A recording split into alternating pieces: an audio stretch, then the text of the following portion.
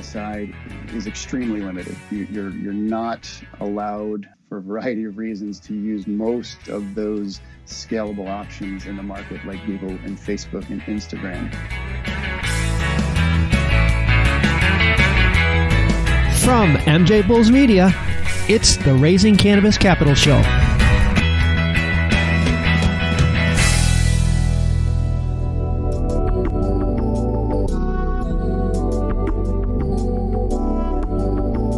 Hey, Eric. Thanks for joining us on the MJBulls podcast.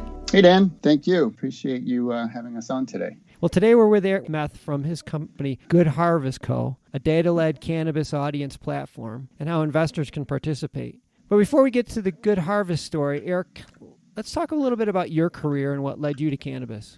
Sure, Dan. So I've always been involved in the consumer packaged goods, CPG industry, tied into retail, mainly from a marketing and advertising perspective for a good 25 years or so. I started early with print consumer promotions, migrated over relatively early to digital media, worked with large media companies like the New York Times and News Corp. But the last 7 years had responsibilities overseeing both consumer packaged goods and retailer, namely around data and working with that data to create more efficacy through advertising technology. When I looked at the cannabis industry, probably a good year ago or so, I really saw through a CPG marketer's lens.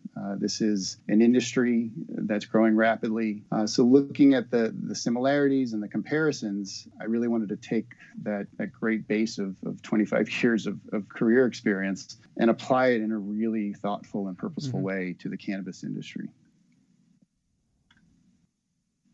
Well, I know most of our listeners understand the cannabis industry, but I don't think any of them completely can appreciate or understand why the marketing is so challenging. Can you tell our listeners why current cannabis conditions make marketing to customers in the cannabis industry so much harder than they are in other industries? The main challenge that exists right now, there's a limited number of media options in the market that allow for brands to reach those cannabis shoppers and cannabis consumers. And the digital media side is extremely limited. You're not allowed, for a variety of reasons, to use most of those scalable options in the market like Google and Facebook and Instagram. Paid search and social media also have a lot of limitations. Digital media that is available typically is very low quality. What we call mid-tail and long-tail sites, blog sites, don't really reach a huge concentration of desirable audience. And mobile options are very scarce too. And that's important when you're especially trying to target within specifically defined areas where cannabis is legal. So that's really the limitations. If there was a way to overcome those cannabis limitations, what kind of opportunities would that create? Just obvious opportunities in those, maybe the more unobvious opportunities for companies that could overcome these roadblocks?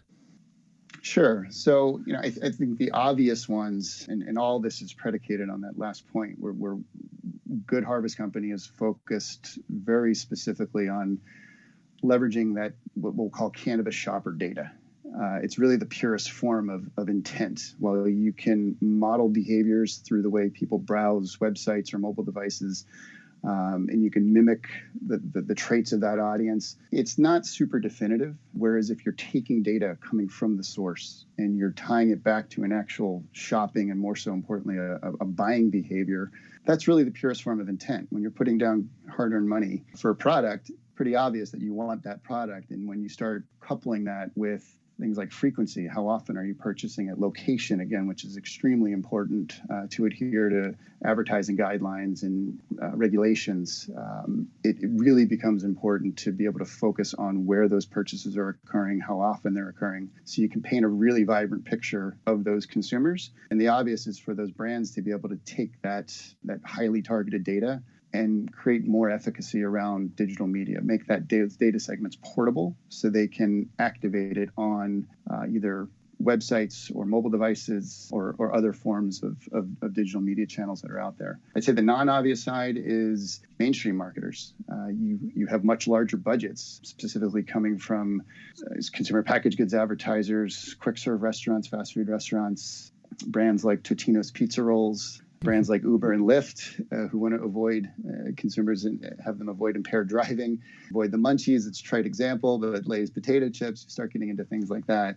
And this becomes another way that those marketers, again, can focus on those known consumers versus those assumed consumers. Before we got on, we talked about, you mentioned a little bit about an exchange, which I was first I've heard of this, and I don't know if we want to get super deep into this, but maybe you can just give everybody an overview of what you told me. Sure.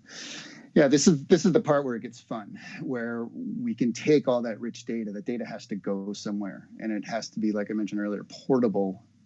And that's where the notion of media exchanges come in. That was a large part of the last 7 years of my career. If you think of media exchanges like the stock market, instead of stocks, you're basically trading inventory. And that inventory could be on a website, it could be on a mobile device, it could be a streaming audio ad on Pandora. Every publisher has additional inventory that they need to sell. If they have their own sales team, they're most likely not selling all of their inventory. If they don't have a sales team, they're relying on these exchanges to have brands access that inventory, much like stocks. If you think about a buyer set and a seller set, that's where the exchanges come in. It's effectively creating a marketplace so buyers can be connected with those sellers that are selling that inventory on these open marketplaces. And a bidding process starts happening at that point. That's where the value around that inventory becomes created. You can do a lot of interesting targeting. There's a lot of targeting opportunities that you can take advantage of within these exchanges. Some of the exchanges have data on hand. Some of them allow brands to bring their own data to the table. This is meeting in the middle, where Good Harvest will be essentially interacting with those exchanges. We're a data management platform at the end of the day. Integration within those types of exchanges allows for those marketers to add on that extra piece of data tied to those shopping behaviors. So instead of just reaching every single cannabis consumer that resides in the state of Nevada, we could focus our efforts just on specific counties or zip codes based on those known buying behaviors by layering on a data component. There's extra cost to it. Per thousand in the media world, the CPM, we have the ability to leverage up those CPMs. So it's better for the brand at the end of the day. While they're spending more, their targeting efficacy is increasing, and the results in turn increase as well. And that's what Good Harvest Company is going to bring to the table. Can you explain to us exactly how your company will do that? Sure. So it starts with those owners of the data. It's critical, and one of the main components that we're laser focused on is purposeful use of that data and really paying strict attention to not exposing any kind of personal information off of that. The targeting opportunities come through not so much the person who's making the purchase, but the device that's activating that purchase. There's a lot of retailers who are putting their inventory online, make it easier for their consumers to shop before they come into the store. They might shop, they might purchase online if they're in a legal state, and then have that either delivered through a service, or they might have a express lane pickup in addition to coming into the store day in and day out. For those types of consumers, that's where we're starting. We're starting with those consumers that are interacting through those desktop e-commerce platforms that are being used by the retailers, or they're browsing on their mobile device. There's anonymous data that can be collected, which isn't exposing any kind of personal information about that user. It's allowing the personal information to be kept by the data owner, which is the retailer. Retailer 100% owns you as a consumer by virtue of you transacting with them. So by taking those devices and matching the buying and shopping behaviors against the device, we can match that device. If I'm a shopper and I go on, let's just say Green Dragon's mobile site before I go in and purchase at their store, one of their store locations in Colorado, they've got identity against my iPhone. My iPhone can then be targeted wherever I may be. I may be on an app, I may be on a mobile website, but that ID is then being triggered, and a brand can effectively reach me as the device and me behind the device as the ideal consumer who purchased an edibles product at Green Dragon. Oh my gosh, that's crazy. That is really great stuff. Yeah, that's really great stuff. Well, tell us how investors could get involved with your company. Perfect. So right now, full startup, pre-revenue mode. We've got a seed round in play, structured everything under a convertible note. It's a target raise of $1.5 million. We've got a 20% discount on a follow-up round.